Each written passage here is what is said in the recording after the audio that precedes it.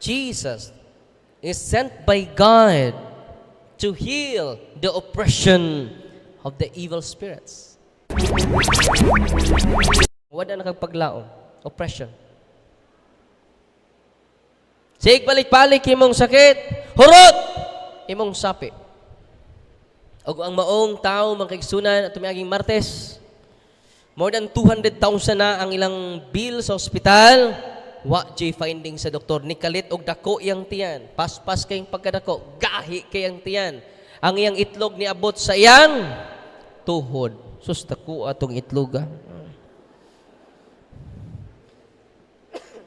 Why findings? Di danlak. Di ba danlak man na? Pero normal ang iyang itlog. Kung saan pag-explain sa doktor, nga di man ma-explain. Tinuod niya doon ay barang. Tinuod niya doon ay kulam. Curse! Abot na ginhawa, isa nga, nanugo na siya para sa iyong mga anak. Darling mura o mauna ni katapusan ako. Lisod na siya ginhawa makaigsunan. So gyadto na ako makaigsunan, kuhapit na ni matay. Sa akong tanaw, di na maabtan sa rogsunod adlaw. Nag-oxygen.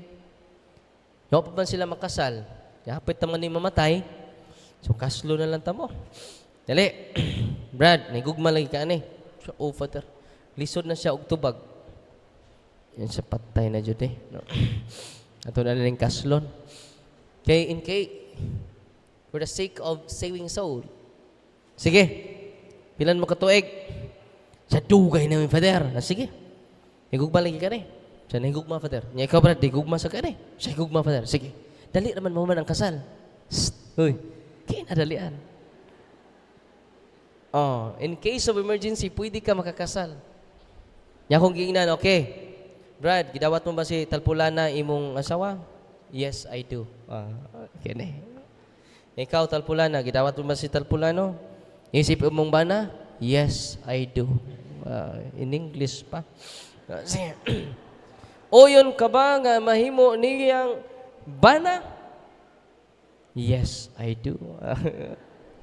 Ikaw, Talpulana, uyon ka ba nga mahimong asawa ni Talpulano? Yes, I do. Nya, dawaton man ninyo mga anak, mo na ritual. Ngay hatag sa Ginoo kaninyo? Yes, I do. Yes, we do. Sige, pagunitay mo sa inyong tong kamot. Sabat mo na ko. Itugot Ginoo. Itugot Ginoo. Nga kami magkahiusa sa kasing-kasing ug huna-huna. Sukad karong adlaw, walay makabulag kanamo sa kasakit ug kalipay, sa kaguto, sa kamugaway ug kapitos. Ang kamatayon ra ang makabulag kanamo. Sige. Duko mo ug ako sa sa simbahan, sinaksihan sa mga tawo nga niya dinhi karon. Ako nang ganlangin kaninyo sa bugos ninyong pang nagkigugmaay. Diya sa sakramento sa kaminyon. Sa ngalan samahan sa anak sa Espiritu Santo. Amen. Okay. Huma na. You may now kiss. Pag lips to lips mo. Human. Hoy. Pwede rin mo kasunod. Ligikod sa Kristi. Yang anong dugay mo pakasal. Hangyuan yung pare. Gusto namin mo dawat sa sakramento padre in a simple way. Wa mi kwarta parit kaluy ime. Hila katubangas pare. Kaslon ka na. Basta ma-prepare lang inyong requirement. Okay? Kato kay, hapit na mamatay. Wa man nun mamatay.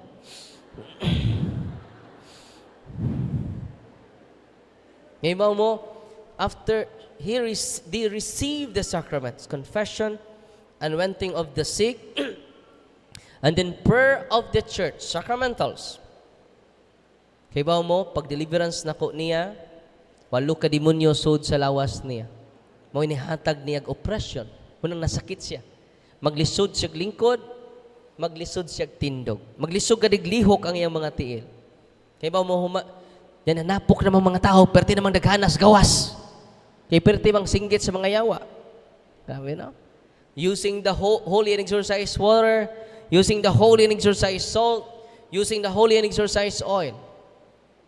Torture mga yawa. Pila ka buok? 8. Nagpaila-ila pa silang ngan. Nakalimot ko sa mga ngan mas tao, mga ngan sa demonyo. So, ang nitabo makisunan, pag deliverance na ko, nakakita ang duha ka doktor, kaya may pag-grounds nila. Kunya na siya ka mga doktor, ganuman, nilingkod na siya. Gitangtang niya yung oxygen, og nitindog. Itong pagpakan. Okay, do. Jesus, pero saan nitabo pag Martes? Martes, miyaging Martes.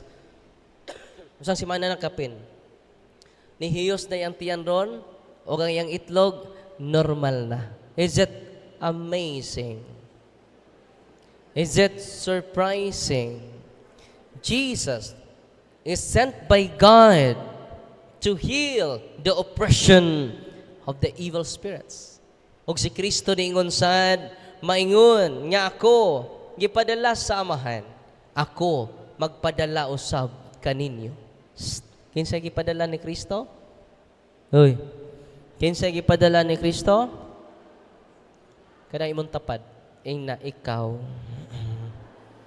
Ngayon na po imong tapad, utrosag ka. Pariha di tagi padala. Di ba nini? You can heal your family members. You can heal using the sacramentals and receiving the sacraments. Ready na mo? Uy. You can heal your family circles. You can cast out the unclean spirits who oppress your family circle. In what way? By using the sacramentals of the church and receiving the sacraments of Christ. Nasamtan? Nakaron. Kumusta naman siya ron? Dito mi sa bukid, nag-sports and evangelization mi dito. Hibaw mo? Perting sayaw ni Talpulano.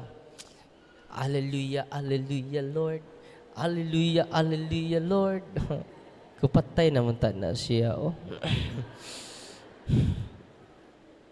Because Jesus, when we share Jesus, not only healing will we experience, not only liberation that we will experience, but most importantly, transformation. Ang pagkabag-o sa imuha. Mga na'y pinakadako nga milagro. Kamu nga niya din ni karon, mga tatay, mga nanay nga niya din ni karon, kada adlaw, magrosaryo na mo,